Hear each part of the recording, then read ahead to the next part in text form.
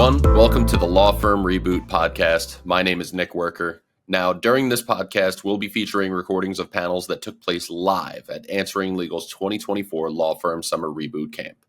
Before we dive into that recording, I wanted to briefly let you know a little bit about the camp's host, Answering Legal. For those not already familiar, Answering Legal is a 24/7 virtual receptionist service that exclusively works with the legal industry. Whenever lawyers can't get to the phone, our highly trained receptionist team is there to make sure they never miss the new client. Answering Legal now even integrates with your favorite legal softwares and provides a free mobile app. As a thank you for checking out our podcast, we're giving you a special free trial offer of Answering Legal, which includes an additional $300 off of services. To take advantage of this offer, visit answeringlegal.com, book a discovery call with our team, and just let us know you watched our Reboot podcast. Please note that this is a limited time offer. Now, without further ado, let's get to our panel.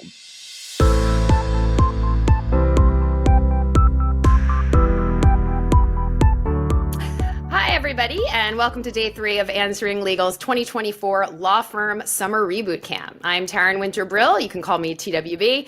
I am thrilled to be hosting a panel for the first time here at Summer Reboot Camp. For those who may not know, this camp provides law firm leaders with expert advice on how to reinvent their practice for the second half of 2024 and beyond. Today's portion of camp will be focused on law office management related topics. And to start things off, we're going to be talking about the secrets to managing a law practice and still having a life outside of it. Very important conversation to have. Joining me for this very important conversation is Emily Hirsekorn, Laura Cowan, and Robin Wolpert. Hi, guys. Hi, gals, I should say. Thank you all so much for being with us today. Before we dive into the questions, let's get to know the panel a little bit. For our audience listening, panelists, can you please tell us a little bit about yourself and where you work? We can start off with Robin. So I'm Robin Wolpert at Sapentia Law Group in Minneapolis. My practice areas are generally white-collar crime, as well as civil fraud. And I'm president of National Conference of Bar Presidents and thrilled to be here. Thanks to TWB. Awesome. Thanks, Robin, or RW. Emily, can you introduce yourself, please? Yes, hello, and thank you for having me. I am a career leadership coach. I work for myself, so I always love to think about the way that I've built up my own thriving business. Very, very important to relate to these concepts. I have been in law, career, and professional development for a decade now. I am a lawyer myself. I did practice as well, and I focus on leadership development, career clarity, work-life balance, which of course we're covering today, and performance generally. Thank you for having me. Terrific. So excited to have you part of the conversation, Emily. And Laura, tell us about yourself. Yeah, so I'm Laura Cowan. I'm an estate planning attorney based in New York City. My firm is about 8 years old now. And I also have a program called the 2-Hour Lifestyle Lawyer, which is started out as a community to teach estate planning lawyers how to practice virtually. And now it's sort of morphed into a whole big movement, the lifestyle lawyer movement. So I'll be chatting more about that later. Great. I love how everyone brings a different expertise, I was saying before we started, for this incredible synergy that we'll have in this conversation. Let's kick things off with our first question. I'm going to throw this out to everyone on our panel. Just kind of a general question to get things started. Why is it so important for attorneys at growing firms to be intentional about the way they manage their time and not let their work life overtake too much of their personal time? Obviously, a very important topic today. Let's start with Robin, and we can go around and get everyone's insight. So in order to achieve peak performance for any individual or team or organization, as leaders or managers, we have the authority and power to actually be the architect of our work environment and our work balance, life balance. And we flourish and achieve peak performance when we actually take time to focus on things that are not occupation related. And that's the very definition of flourishing across all dimensions of your life, whether it's spiritual, personal, family, whatever it might be, intellectual and occupational. You want to achieve that kind of flourishing. That's what's going to lead to peak performance in terms of productivity, efficiency, creativity, good teamwork, and so forth. And what you see when people are out of balance or sleep deprived or have other well-being challenges, you see not only drops in productivity, creativity, the ability to work with other people, the ability to find correct answers to problems, but what you also see is the rise of unethical decision making because you are suspicious when you're out of balance. You're suspicious of other people. You have a perception bias. You know, when you lack sleep, for example, or lack well-being, you're grumpy. All right. Everyone knows you're grumpy and you have a short temper. And imagine that as, kind of driving your work or your relationships at work. So there's reasons, economic reasons, why everyone should be focused on well-being because it affects the bottom line and it really impacts ethical decision making. Yeah, and Emily, I'll have you chime in next. I would just say, in addition to that, Robin, in addition to lack of sleep making us grumpy, I would say eating is just as important, right? If you're working and not snacking and not nourishing yourself, you can be hangry and just add to that grumpiness. So just as important. Emily, what are your thoughts? Yeah, so I'm so glad I'm following Robin up because there were a couple of really important things that were mentioned. First of all, I like that she was focusing on you in the leadership role. You have this unique capacity to design things and also to inspire the team. We always talk about leaders, right? We don't want to just be preaching about something but not doing it ourselves. They're watching, right? Everyone's watching what you are doing. So what a cool opportunity to set that example. I also love that Robin's focus was on the immediate impact of balance or imbalance and how immediately, day to day, it can affect us. When I talk about work-life balance, I actually am usually focusing on the opposite. I'm focusing on long-term because we think about lawyers. I myself was certainly like this when I was practicing, sitting on your tush, pounding it out, and just getting the work done all damn day. And I always say, it might work in the short term, right? You, like Robin said, you're not going to be at peak performance, but you can get the work done. Sometimes people are going to make this argument, right? I don't have any time and I'm getting my stuff done. Fine. And for sustainable success, you're going to burn out if we're working like that and we're not taking care of ourselves. So I love this idea that both for immediate, for the short term, you've got to be taking care of yourself for peak performance. And then also to be able to sustain your success long term, just to be able to stick with it. You've got to be able to take care of yourself. I do think it's important to note there is a caveat because there are going to be times where we're super, super busy. I always say lawyers have to work with lawyer coaches for this reason because some folks might not get it. There are times, same thing with a business owner. There are times where we've got to, sit here and get a bunch of stuff done and maybe have to cut something out that we would rather do. But it's got to be short term and really intentional. Okay. So I think that's important to note as well. Terrific. And Laura, what do you think? Not much to add beyond that, but those are two great answers. But I think I was just looking at my notes here. One of the things that I think is really interesting about this question is referencing it as a growing law firm. And I think that that's a key, distinction because we've all started our own law firm and we all know how hard it is in any business that you start is just going to be you in the beginning, you doing everything. And what I see a struggle with attorneys is the minute they start to get some traction, they don't know when to let go of doing everything, right? So knowing when you're growing, when you need to start bringing other people on, I think is really key. And so I'll be talking a lot today about the importance of having, virtual assistants and having a team and having people to support you because you can't do it all and your firm is not going to grow and you're not going to get your time back if you're doing everything. Right. Yeah. And I would just add to that at the beginning of starting a firm, right? It's just this mentality of go, go, go. The more I work, the better it's going to be. But for all the reasons that everyone just laid out, it's not always the case. A quick follow-up to that. Do you all feel that since the pandemic, there's been a greater focus on time management and this work-life balance? I'm always curious about what this topic was like pre-pandemic and obviously post-pandemic. or was there a focus on it before the pandemic? I'm curious from your perspectives and experience. Whoever wants to take that can jump in. I'll take that. I think that, well, I'll just start by referencing the lying flat movement throughout China and the whole new cultural phenomenon of doing nothing, okay? And, really being more focused inward on well-being and health. That is something is not just limited to China, but it has also burgeoned here in the United States. The pandemic really did focus people's attention on health and well-being.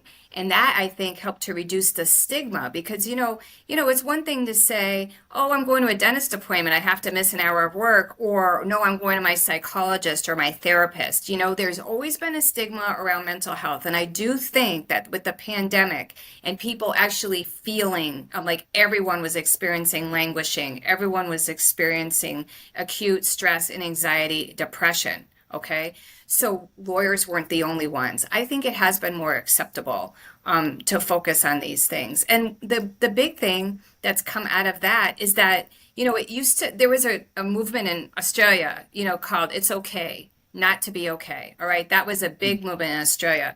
And that's always been my goal here in the United States is we work to create a cultural shift in the profession. And that's really the whole focus of Institute for Wellbeing and Law is creating that shift. We have to be able to talk about these things. And I do find that first, the next generation of lawyers is perfectly comfortable and at ease in that space of talking about mental health and well-being. And so they need leaders to actually support that groundswell of interest and understanding, okay? And so we have the opportunity at this moment to seize whatever silver lining there was from the pandemic. One of those silver linings may have been being comfortable about talking about mental health challenges, chemical dependency, and anxiety, depression, suicidal thoughts. Our profession is hit the hardest. So this is really time to seize on that movement and really elevate it and say, create a culture in the legal profession where taking care of yourself and being interested in those things is normal. Like that's normal. Right. And when you're starting that law firm and it's growing, sorry to interrupt you, Laura, setting that precedent from the beginning, from the top is crucial. So if there's a silver lining, as you said, Robin, perhaps that's come out of it and sort of just getting rid of the stigma, right? Getting it into the conversation of not saying I'm going to a dentist appointment as a cover for I'm going to see my therapist because I need a mental break, right? So I can be a better lawyer at the end of the day and a better leader for my firm. Laura, what were you going to say? I was just going to piggyback on that. I think Robin's absolutely right. I mean, a 2-Hour Lifestyle Lawyer is 2 years old. And the reason it's only 2 years old is because it was born of COVID. And it was born after in 2022 when we all realized, wait a minute, the way that I think about myself as a lawyer and the way that I think about myself as a human and all of those things combined is totally different. COVID changed it all. And so I do think that we have now, it's more what I call socially acceptable to be able to say, I don't want $1 million law firm if it means I'm not going to be able to coach my daughter's soccer team. And I'm not going to feel like a bad lawyer for saying that. Right. So there's a whole mindset shift that I'm definitely piggybacking on because I think it's really going to change our profession. Yeah, I would just say, just to pick up on something you just said, Laura, I think one of the silver linings of the pandemic is just that we can be human, right? That lawyers can be human, right? Because I think before there's just been the stigma of we're robots, right? We work all day long, we go. So for all the things that everyone's been contributing so far, I think there has been a shift. To piggyback on that, on the first question, and you guys have alluded to it a little bit, but if there's something you want to add, what's something that you wish you knew at the beginning of your career about balancing work and personal time that you wish you would have known that you know now? I have an answer for that. I'll chime in and just say that I was taking notes on this earlier. I wish that I had known sooner to build a team and to outsource and delegate. And I think that the hurdle that people have getting over that is I'm just starting. I don't have the money to hire someone. But when I look around in my community and other lawyers and whatnot, I look at the people who are successful. They've all got a team supporting them. The people who are struggling, I ask, do you have help? No, I can't afford help. So I wish that I had hired sooner. So what's the answer to that though? Like looking back though, if you didn't have the money to hire, but you wish you would have, what do you recommend? How do people get over that financial hurdle? You need to free yourself up to bring in more business. It's that simple, right? You're always going to be struggling for revenue if you're doing all the work, bringing in the business and then turning around and doing all the work. So you should focus, in my opinion, as the attorney on, bringing in business, and that outsourcing and delegating as much as possible so you can go and bring more business in. Yeah, that makes sense. Emily, this question is for you. What are some of the destructive habits you see from lawyers that lead them to being overwhelmed or, let's say, burnt out? There are many, so we'll try to boil this down. Yeah. And keep it somewhat succinct. One interesting one that I've just become a little bit obsessed with in recent years is letting go of your social life. I think early on, this is very easy to do. And what I mean by that is easily justified, right? I'm in law school and then I've got this big fancy job. This is what I do. I work all the time. And then a lot of times folks around you expect that. Right? They know, oh, well, they might not be able to do as much. They might not be able to come out with us as much. And early on, we rationalize it. We get by. Again, I'm going back to this idea of sustainable long-term success. But even just a couple of years in, certainly was the case for me, but a lot of folks that I support, they're like, I don't talk to my friends anymore. I've had a client before where we did some values work and friendship was one of his core values. And I said, when was the last time you called a friend?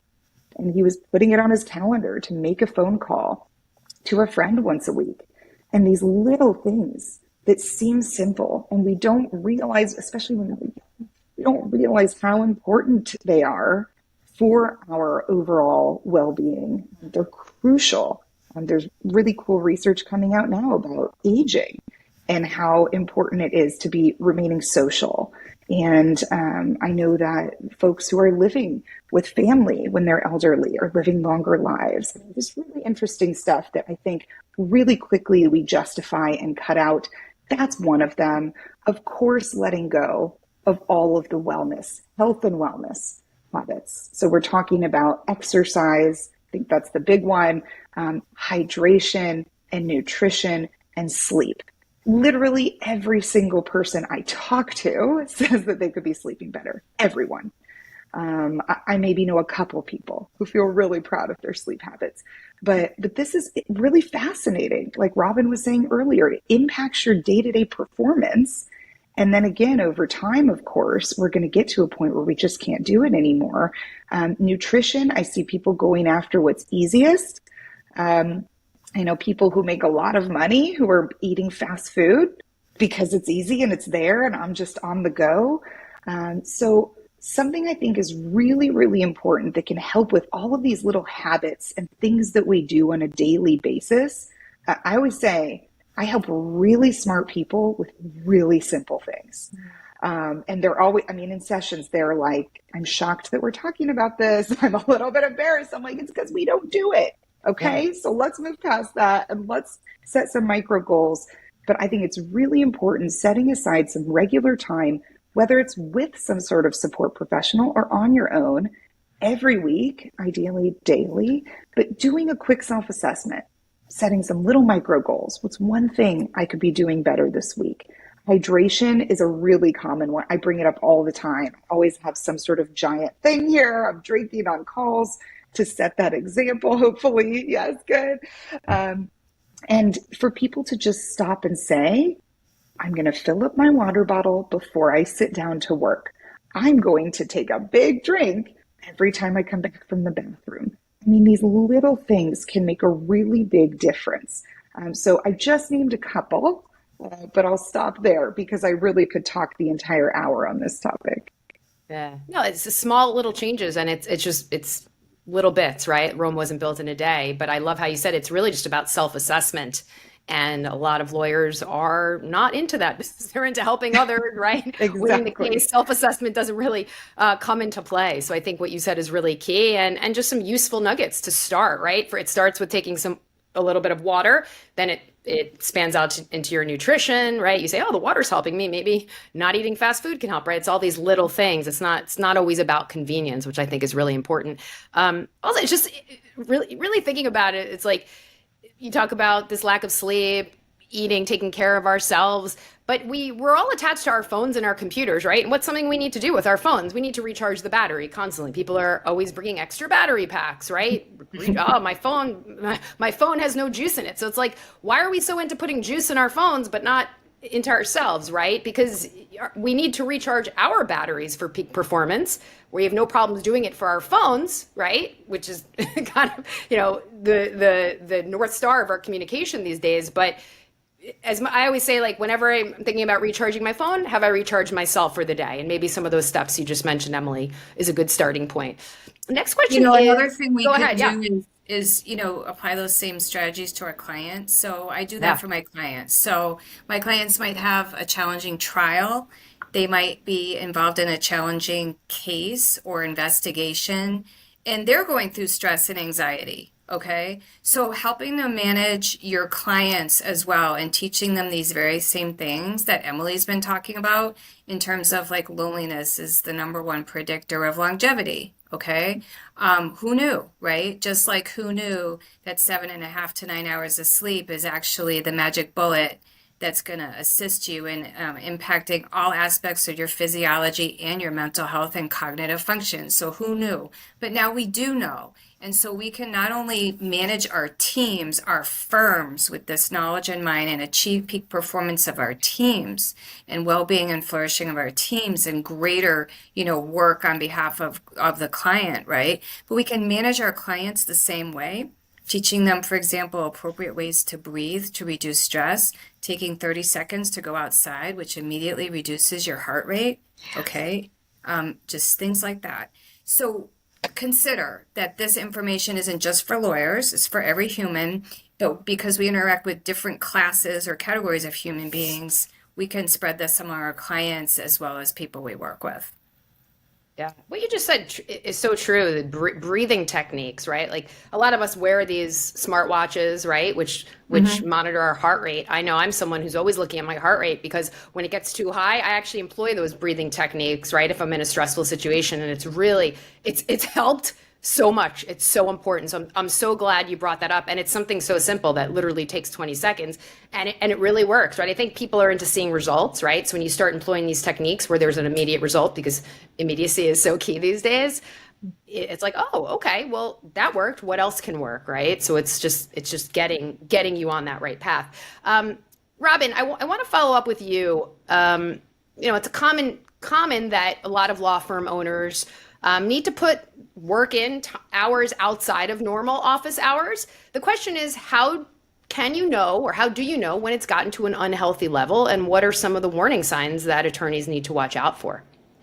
Yeah, I think some of the warning signs are, people around you may say, you don't seem to be yourself. Other people may notice and ask if you're, doing okay, if there's anything they can do to help you. So that's always a good external barometer. Our closest members of our family may see things before we see them ourselves. I know what it's like to just be so, all of us can intensely focus. The whole world disappears, right? Your body seems to disappear and yourself seems to disappear. And so again, I liked what Emily was saying about, taking the time to actually check yourself, because you do forget, you get lost in the work. And that's actually part of flourishing as well, and achieving flow in terms of how you perform. You may be, in that state, but it may be something else, that it's stress driven and your body is literally talking to you, but you are not hearing its signals because other things are taking precedence. So I really liked Emily's checklist, and it's just some basic stuff, but your family and people who care about you will also help you. Yeah, I think that's really important, just listening to what the people around you are saying and actually listening, not just hearing it, but listening, right? There is a huge difference in that. Right. I heard what you said, but did you understand, right? what that person said to you? And it's the people in our immediate circles who are the ones whose, I think, at least in personal experience, whose opinions we value most. So really, really important. Laura, next question is for you. In order for law firm owners to carve out an ideal life in law for themselves, this is really important, they first need to determine what their goals are, right? And what they actually want from their business. So do you have any tips for lawyers on figuring all of that out? And can you share what the process was like for you? Yeah, so the tips that I have for this one is just to stop for a second and think about, what do I really, really want? And is this what I really want? And do sort of a comparison between, is this what society is telling me I'm supposed to do versus what do I really want to do? And some of the questions that you can ask are, do I want to work virtually, or do I want to go to the office every day? A lot of my members ask me, well, should I do a virtual estate planning practice or should I do it in person? And my answer is, well, you decide. There are some people who want to go into the office every day and they want to have that camaraderie. There are others who will say, I would rather be sitting on a beach and I never want to have to meet someone else in person again. And there's going to be people in between. So ask yourself, is this really what I want? And then the hard part is acknowledging, maybe this isn't what I want, and maybe this is what I'm doing because I feel like this is what I'm supposed to be doing as an attorney. So I had to really kind of get real with myself and just acknowledge, these are the things I like doing. These are the things I don't like doing. I'm going to find a way to accept doing 8 hours of what I like doing every single day, and then I'm going to slap my laptop shut. It's not easy, because we've got so many things coming at us 24/7. I'm old enough to know what it used to be like, and it used to be kind of normal in the work world, and now it's not normal. There's Slack, there's email, it's just never ending. So you've got to find a way to tell yourself, ask what really matters to me, and then be brave enough to go do it, even if it's not the vision you had of what it's like to be a lawyer. Right. Just to add to that, I want to ask all of you, how do you navigate that, right? I mean, it's easy to say, okay, I'm going to shut down at a certain hour, but if your clients, right, are reaching out, your circle is reaching out on Slack and text and WhatsApp, email, it goes on and on and on. How do you navigate shutting off and saying it's okay? Obviously, there's emergencies and everyone practices different types of law, but in your experience, where we live now in a 24/7 communication apparatus, pretty much, right? Ecosystem. Everyone's online all of the time. So how do we navigate? I have to do what's right for me, setting these goals, decompressing versus managing the former. So who would like to take that? I'm curious your thoughts. I'll take that one. We have the opportunity to basically train our clients and what their expectations are. So if you set expectations and say, look, my normal working hours are from 8 to 6 or 8 to 5, whatever they are. And just say, I do this because I need to get sleep, I need to be with my family, and I'm going to actually do my best work for you when all of that works. So when I get to be with my family and get sleep, when I come and I'm available between 8 and 6, I'm going to be able to do my best work for you. It's going to be more efficient. It's going to be more creative. Okay.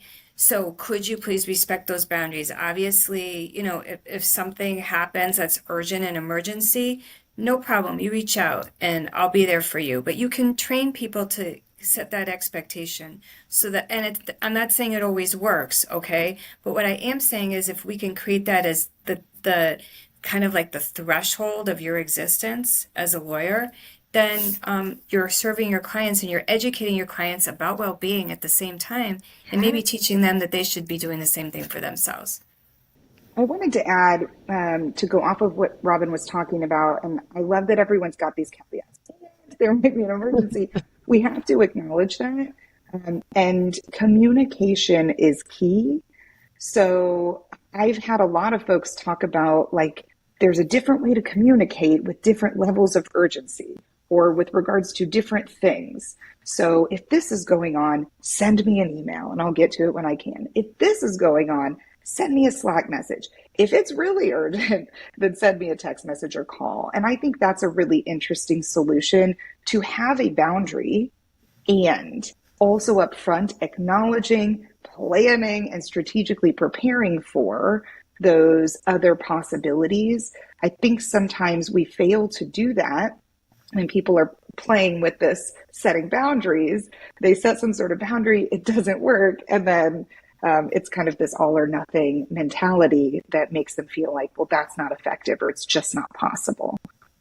Yeah, I think what you said is really important. There are different ways to communicate. It is not one size fits all. And you kind of laid out a couple of examples, which again seems so obvious, but you don't know what you don't know, right? If someone doesn't bring that to the table and explain it, you're like, yeah, that is a really good tactic. This question is for everyone. What's your top tip for attorneys when it comes to dealing with the business side of operating a law practice? And what's one thing they can do to make their lives easier? So focusing on the business side. Well, I think just first acknowledging that you're running a business and accepting that. I almost feel as if, and I could be off here, but I almost feel as if there's sort of a generation of attorneys where it's almost like uncouth to say, I'm marketing and I'm bringing in business, and I'm growing my firm. And you're not allowed to talk about those things. You're here to practice law. And of course, we're here to practice law, but I think your law firm's a business. And your life and your business and everything is going to be better if you treat it as one. So that's my little nugget is you need to just start thinking about your law practice like a business and separating out the business side of it from the legal side of it, and knowing that they're two separate things. Do you still think, Laura, that people are afraid to talk about it in that way, actually say it? I'd love to hear what Robin and Emily have to say about that. I'm guessing, yes, there are some. I think there's this old school mentality of, well, to be a good lawyer, that means you drop everything and pick up the phone every time it rings. Well, maybe that's no longer true. Let's just rethink. We all want to be good lawyers, right? We all want to do the best thing for our client. Maybe we revisit what that looks like, however. Yeah. Emily or Robin, curious your thoughts. Emily, go ahead. Sure. Well, one, to respond to what Laura was just talking about, yes, there are a lot of people who don't want to say marketing and they feel uncomfortable and selling. It's really interesting. So I can definitely validate that. I was also going to share, though, just the quick tips similar to what I was talking about earlier, but with setting aside time to do a self-assessment, setting aside time for business. Right? In addition to doing the legal work. It's so important. And if you don't structure and set off that time, block off that time, I love a good time block, it can be really easy to just continue doing the work. So I think that's really important. Some folks like to do it Mondays, the beginning of the week. Some folks like to do it Fridays when they're done and they don't want to think too hard, or any other time. And the other thought with that too is I always tell folks, a lot of us are perfectionists or recovering. And so they get nervous if I'm going to put a time block in there, but I might not do it, then I'm going to feel like I failed. I say, no, just move the time block. You made it up. Okay. So you make up a new time. So I just want to put that out there too. Again, kind of coming up with this plan that's like plan B. If I'm not able to do it in this time, no problem. I'll find another time, but not just dropping it off. But I think that's so important to actually say and commit to doing work on the business, whatever that may be, admin, where you're not just practicing law all the time and then business dries up one month and you wonder why. Yeah, such an important distinction to make because, as you said, everyone's just about the law work, the legal work, but the legal work can't function if the business isn't functioning, right? So two totally different parts of the spectrum, but it's really important to put that on your calendar. And as you said, if you have to reschedule, just make sure you reschedule, right? Keep it on the calendar like any other appointment. So important to kind of water the business, right? It can't grow if you're not watering it. So really super important. Robin, what are your thoughts on this question? Well, I don't know if I have much to add other than what Emily and Laura have talked about. I do see that I have met people for whom, hustling for business or talking about, monetary goals for their business is a struggle. And I don't know if it's for women, predominantly women who don't feel like they deserve to be paid as much as they should for their work, but I have seen that. And I would just encourage people to recognize that if you don't have any money coming in the door, you can't do what you do. And so it's nothing to be embarrassed about or feel uncomfortable about. And if you're uncomfortable about it, then people who you're communicating with are also going to sense that. And then it will inhibit all the great stuff you're doing and inhibit your business development. So embrace it. And really, I think the barrier might be just acknowledging that you do great work. You are an exceptional lawyer. You deserve to be paid for what you do. What you're giving is a great bargain. You're giving something of value to somebody else, and of course you should get paid. So, really internalizing that for those who have that struggle. Yeah, valuing yourself. Robin, just to pick up on that, why do you think it's a female thing? Like you referenced that. Why, in your experience, is that the case? I just noticed the hesitation more in women, and maybe it's just an expectation that that women should be focused on value-driven work and less focused on money. But I don't know. I don't know the origins of that. But I just wonder if it's tied to those old cultural stereotypes which could still be alive and inhibiting women in terms of being proactive and getting what they deserve for their work, which is increased revenue and increased business opportunities and expansion. So to the extent that there are people out there who think that they are not deserving or that their goals are inappropriate for some reason, I ask them to reconsider that and just say, no, you get to fulfill your dreams. You get to be the architect of what you want to do. You get to create a plan to do it.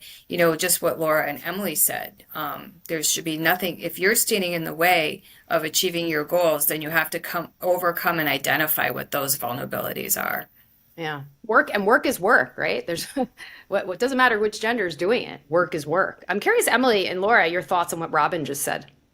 Yeah, I do have a comment on that. It reminds me of the whole idea of sort of making money in your business. Before I was an attorney, I worked for several years at various hedge funds here in the city, which is, we all know what a hedge fund is, and they're the big guys with the big bucks in this. And I remember one of the hedge fund guys that I worked for hosting a team meeting. And at the end, he said, okay, let's go out there and let's make a lot of money. And this was when I was like maybe 26 or 27. And I remember I was just shocked that somebody would say, let's go out there and make a lot of money. And then I thought about it and I was like, well, why am I shocked by that? It's not like we're selling cigarettes. We're selling important legal services. The more money we're making, the more people we're helping. And I agree with Robin to the extent is I think it's uncomfortable maybe saying that or acknowledging it. And maybe you don't say it, all the time but just accepting, like, I'm a business, I'm here, I'm helping you, I deserve to be paid. The better that you're able to communicate that with confidence, the better you're going to do. And it's going to set your client at ease as well, because we all know how uncomfortable it is when someone's clearly they're not comfortable quoting their fee. Yeah, I think I do a lot of confidence coaching in this area, as you can imagine, and very similar to what's already been said, but helping people own this idea. I love telling a lawyer to make the argument why it makes sense. Like, you're a lawyer, come on, be your own advocate, right? And I just want to say too, I mean, I think it's really, there's also this big idea generally that a lot of us have internalized from, frankly, society, but I'm sure other sources too, that money's evil, right? That it's bad to say you want a lot of money, that we should be doing values-driven work. That's all that matters. I think in terms of communication, let's just be strategic and intentional about when we're talking about that, right? So this is the place. If you're in your business, if you're if you're together with peers, if you're with a mentor, if you're with a business coach, that's when it's appropriate to say, I want to make a lot of money. I want to be able to do all of these amazing things for my family, support my children, pay for college, which is going to cost who knows how much when my kids actually get there. And also be able to show up in my business and do incredible work without financial stress. that is not fun. Having to chase down clients because you've got to pay the bills, and those kinds of things, all of these factors impact how we show up.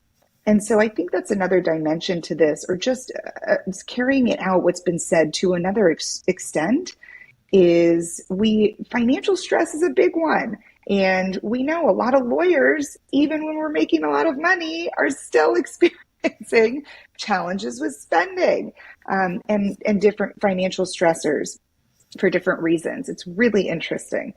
So just something to be thinking about to help you, again, make that personal argument, why it makes sense.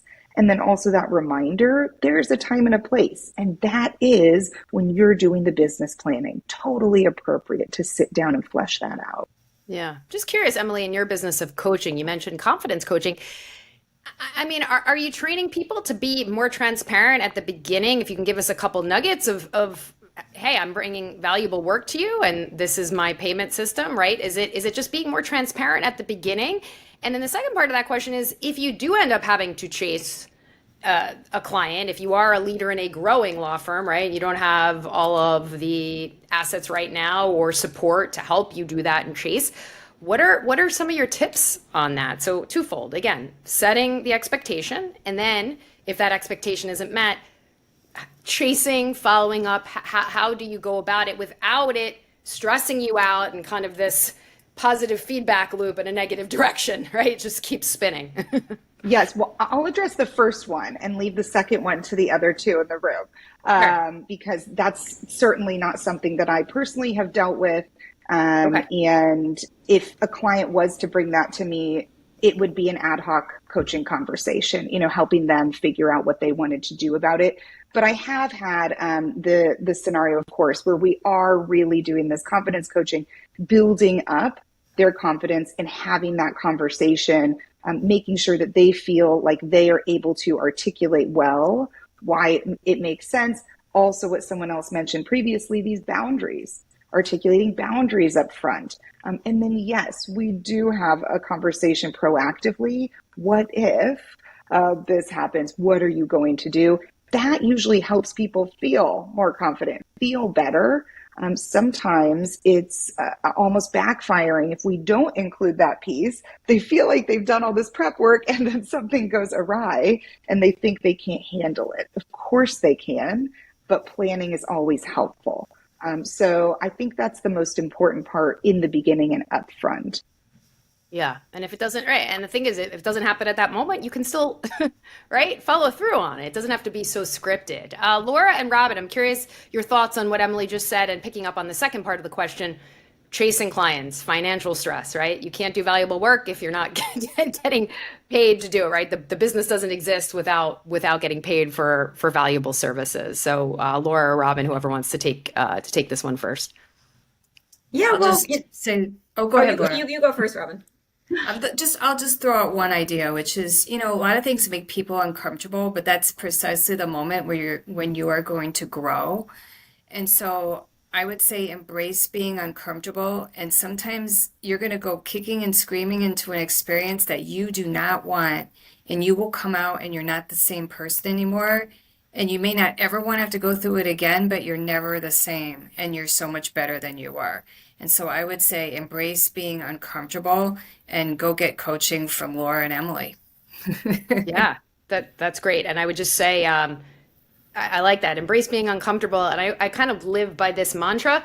It's only awkward if you make it awkward, right? If you're about to have what you perceive as an uncomfortable conversation about billing and following up, got to own it, right? It's not awkward. It's just business, right? It's not awkward, right? It's only awkward if you make it awkward. And I think that helps. But Laura, I'm curious what your 2 cents are here, pun intended. Yeah, I mean, again, from an estate planning perspective, which is the one area that I'm really focused on, so much of it's less awkward when you're able to sell the outcome, when you're able to sell the outcome. Right. So if someone comes into me and they say there's nothing more important to me than making sure that that everything is handled privately when I'm gone. Okay, you need a living trust. This is how we're going to do that. The fee is this much. We're selling the outcome. We're not selling a stack of papers. So it's easier if you can learn some of these little sales techniques that make it easier when you do get to the point that you are quoting your fee. It's pretty easy for me to quote a fee for a $5,000 trust if I'm saving someone $50,000 in probate. Yes. I'm happy to quote that fee, right? And people are happy to pay it because they see the math. So, so that's my tip with that is getting better at selling the outcome. And then just like Robin and Emily said, practicing gets easier. And then your clients will feed off of, they see that you're confident, and then they're going to pick up on that. It's not easy. It takes practice, but you can do it. Yeah, it's selling the outcome, and the more you do it, the more confident you get with it. So it just becomes matter of fact, right? It's just like doing the work is as matter of fact as billing for your valuable work and time. Want to pivot to something that actually, Laura, you referenced earlier in the beginning of our chat, how it's delegating tasks, right? And investing in outside help. Many law firm owners want to have full control of their business, and they may be reluctant, right, to delegation of tasks and having outside help. So if we can dig in a little more to this, what's your advice to this type of law firm owner, maybe Emily and Robin rather, just kind of helping a growing law firm leader delegate, right? And realizing the value of it at the beginning and setting that precedent. I'll actually say, I think something important to keep in mind here is doing this intentionally and really trusting your gut. Sometimes it gets a little clouded by emotion, so we want to make sure that we're really thinking things through. But I say this because I think there's a lot of advice about how we are supposed to do things, and this is the way. Or you might have a friend, a peer. I mean, it's the same conversation in my industry. You might have a friend or a peer who says, I have this assistant, you have to use them, or I have this and you've got to do it this way. And it might not work for you. I mean, think about what Laura was saying, all of the different possible ways that you could be practicing, all of the different possible ways that you could be doing things. Maybe, or think about your life circumstances. I've got 2 young kids. I frankly don't work as much as a lot of my colleagues at this point. During COVID and building up the business, yes, that was different. But if they weren't around, I probably would be working more. So I just say, be very, very intentional. And also, in addition to taking the advice and trying new things to make things easier, also be willing to let certain pieces of advice go if they don't fit well with how you really want to run your business. Yeah, that's important. It's not always one size fits all. And a lot of people are students of following the rules. I follow the rules, but maybe those rules don't apply to you, right? Maybe it's a different rule, right? Or a different focus. Robin, curious your thoughts. Listen, we all have the power to be Imagineers and imagine and design what we want to be. And there is a strong legal culture that has one way of doing things that's based in history. But this is really the inflection point. We see the next generation really departing from those norms and creating different expectations. This is the time actually to be an entrepreneur and to create another way. And it's much more accepted and it's less unusual. So I would encourage people to choose for themselves what kind of universe or world they'd like to live in as they practice. And you have a choice. And you know what's so interesting is most people don't think they have a choice. They've already given their most important power away, the power to choose. And so it's rediscovering that, because when you go to law school, you're educated about norms of the profession, expectations, you do what you're supposed to do, what everyone else does. And then you wonder what's wrong with you when you question it all because it doesn't seem to be working for you. Well, actually, you're kind of just waking up from, all the indoctrination, I would call it, or cultural normalization that's occurred. You're waking up to the fact that you're not happy with the way things are. And then you're going to wake up to the fact that you actually have a choice and it's been taken away, or you've ceded it to somebody else. Mm-hmm. And once you own back that power, I think that that's the moment where that's the inflection point for creating a new way of thinking, a new way of being as a lawyer. Yeah, I love that you said you honed in on this time that we're at an inflection point, because I couldn't agree more. And I'm curious, Emily and Laura, in your businesses and your expertise, are you seeing that via your clients, right? Kind of this path of an inflection point. Emily, I'll go to you first. Yes. I think a lot of people are struggling with the choice of, do I stay or go? Do I stick around here? Someone might be in partnership. Do I stick around here because things are pretty good, or do I go off on my own? So again, I just love to play devil's advocate. Clearly, again, I'm going to say, even if there's a lot of encouragement to do your own thing and forge your own path, what if things are good where you're at? So that also is a funky issue sometimes. I also see this with women, where we are feeling like a lot of pressure to be a women-owned business and like carve the path and do all the things. But maybe I want to pull back and raise my kids. Like, again, going back to what Robin said, it's about choice, that we should have this choice to do things the way we want. So just pay attention to that too. This other end of things where we have made so much progress, and it's still really important to pay attention to what works for you, what works now, and what is also feasible. Sometimes we have ideas that we need to test out that don't work out so much. I know I certainly have done this with my business, where maybe I created a big program and it wasn't as impactful as I felt my other programming was. So I let that go and didn't hang on to it just because I was so invested.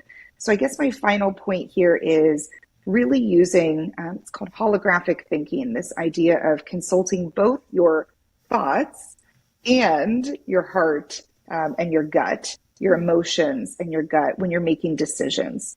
So does it make sense? And also, is it something you really want to do? Do you feel like this is going to move your career in the right direction? I love that holographic thinking. I wrote that down. May come back to that in a second. Sure. Laura, just curious if you can weigh in on this discussion.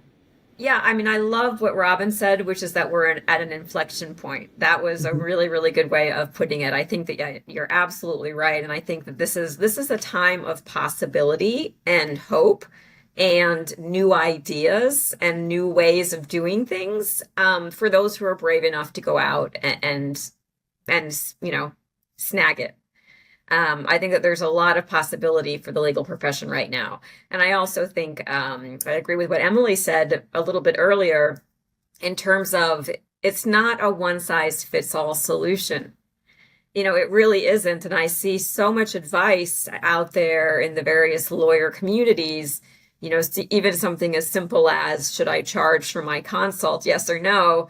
And then you get hundreds of lawyers. I always charge. I never charge. You're doing this wrong. You're doing that wrong. And I'm reading this and I'm thinking, not only is this different by practice area, but it's different by geographic location. And it's also different based on each individual person. Maybe I charge for consults now because I've got a really great reputation. But when I started 8 years ago, I had nothing. So I didn't charge for consults. Right. So the ideas and the information is out there, but you do have to be brave enough, like Emily was saying, to decide, well, maybe that works for them, but not for me. And that's okay. Yeah. So important what you just said. Everyone answering that question is at a different part or point in their career, right? So they're answering that question from a different vantage point. So it's really important when you're fielding those answers, understanding where they're coming from versus where you're coming from. So key. Emily, I want to go back for a second to this holographic thinking that you mentioned. Very, very interesting take. And I'm curious if we can just dig in for a second. We have about less than 10 minutes left. Curious in your field of coaching, you've referenced gender a bit in a lot of the women you've coached, but is there any nuggets of information you've seen in how women operate with you versus men, right? Like some of the differences you're seeing in general when it comes to coaching men versus women? So I don't have a good representative sample because a certain group of people are coming to me and I'm not working with the rest of the lawyers, if you get what I'm saying. Okay. So I'll just not gender specific, but explain it a different way. Sometimes when I tell people I work with lawyers, they say, oh my gosh, really? Isn't that awful? saying, no, all the sweet, vulnerable lawyers come to me for support, right? Right. I mean, also, I like to think that that's not the case generally, but so anyways, I frankly I really can't speak to that because I just support, I think, a limited sampling of folks. But I also I think it's important to note that I do have male clients. There are plenty of men out there who want to be intentional about their careers, who want to see their kids and want to spend more quality family time. I think this is also, though, a generational difference where we're talking about how things are different now. I worked in law school administration for 7 years, and we noticed all of a sudden everyone was coming in saying work-life balance was important to them. When I was in law school, we didn't say that. We didn't use that language, So I do think that things are quite different now, and we do need to assume that everyone has values that they want to be driving their career goals, and we should be checking in with that. Yeah. Terrific. Laura, do you have any experience, curious, just kind of gender related, just since we've mentioned a few times women and versus men? Yeah, I think that we've just got a unique set of challenges. No one's really going to disagree that we're all sort of operating in this environment that has sort of imposed a certain set of rules and restrictions on us. So, I do see a bit of a gender difference, and just to the extent that I can help lawyers just feel more confident and comfortable, sort of in their own skin, and just shedding a little bit of these norms that have been piled on top of us, I think is important. Great. Two quick questions. Hopefully, you can get them in the time we have. We're in the middle of summer, right? Summer vacation is on everyone's mind this time of year. So we talked about making sure we have this work-life balance and not working outside of perhaps setting the precedent with your clients of an 8 to 5 or a 9 to 6. But obviously that lends into this idea that's so important to schedule time off and really get away. How do you recommend lawyers do that? Is it about kind of setting a vacation time at the beginning of every year, right? So it's set, right? And you have that to look forward to, and something that's not changing, right? It's a hard out, as you might say. Just curious, anyone can take this, what your advice is on, and the importance of scheduling vacation time. Well, if you want to schedule I'll vacation, say I do it because Good. I love vacation, and I work to go on vacation and have fun. So I schedule it and I get really excited about it, and I tell the people I'm working with about it so they know. And I don't let court deadlines come anywhere near it. And if they happen to try and come near it, I say I'm not available those weeks or that week or whatever it is. So I work really hard to protect it. Yeah.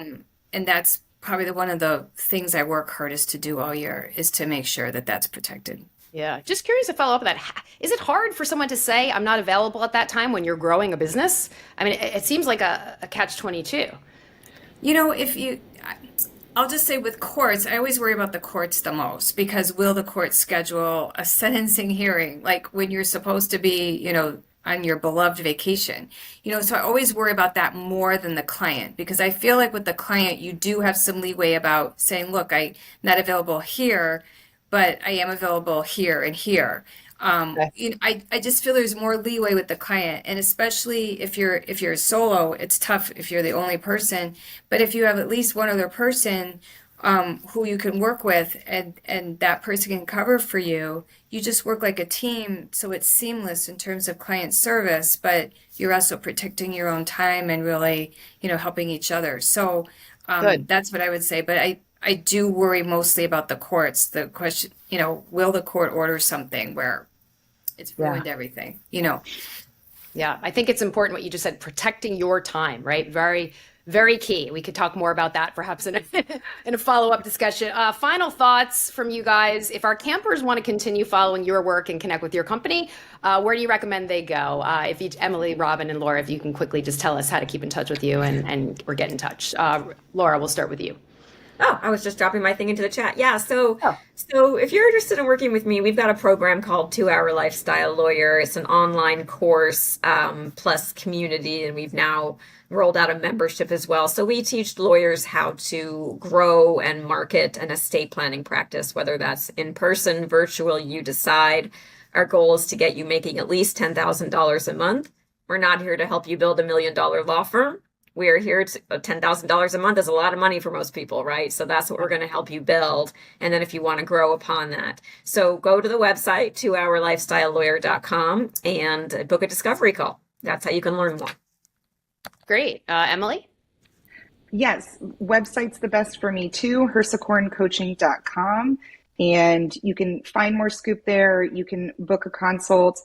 But just keep in mind that something that makes me unique, in addition to my traditional coaching support that I do one-on-one, I also offer really unique curriculum. So for folks who are looking for something more structured, maybe for a team or an organization, I am running a leadership academy this coming year. It's a year long, that kind of thing. Really, really good stuff. So I know a lot of lawyers like structure. So keep that in mind as well. And stay in touch on LinkedIn too. That's a great place to find me. Terrific. And Robin? So you can just contact me at my email at rrobinw@sapentialaw.com. If you have any questions or would want to have me come out and train your organization regarding well-being, which is something I do a lot. But I usually, in terms of resources, if you are personally facing well-being challenges or have someone you know who is, you should reach out to your lawyer assistance program in your state. If you have questions about resources for how you might, as a lawyer or bar leader or organizational leader, like a law firm leader, want to lead in this area, I would go to the Institute for Wellbeing and Law website, which is lawyerwellbeing.org. So with that, we've got plenty of resources out there and lots to choose from. So important. I know we're a minute over, so I just want to say thanks everybody for your time and how to get in touch with you. It's so invaluable. It's been a terrific discussion. I want to thank all of you again, Emily, Laura, Robin, for joining us today.